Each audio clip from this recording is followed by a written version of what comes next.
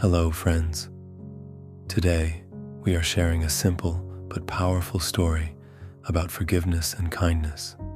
Sit back and relax as we take you to ancient India, where Buddha taught lessons that can still guide us today.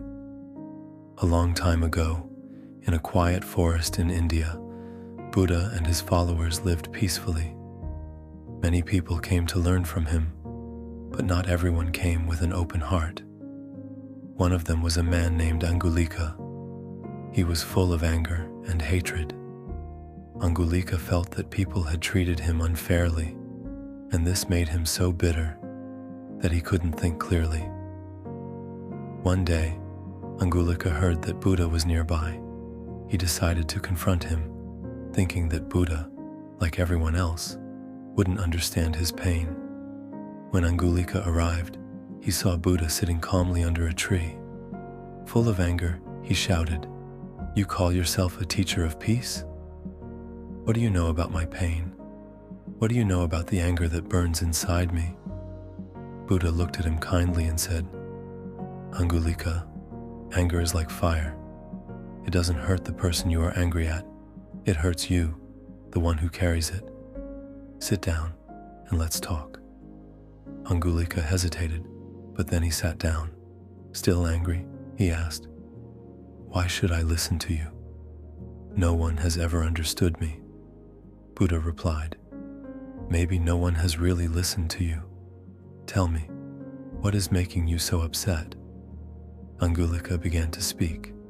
His voice was shaky with emotion as he told his story of being betrayed and hurt by others.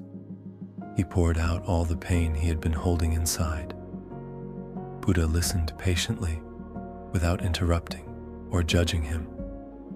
When Angulika finished, Buddha said gently, "Your pain is real, and it runs deep.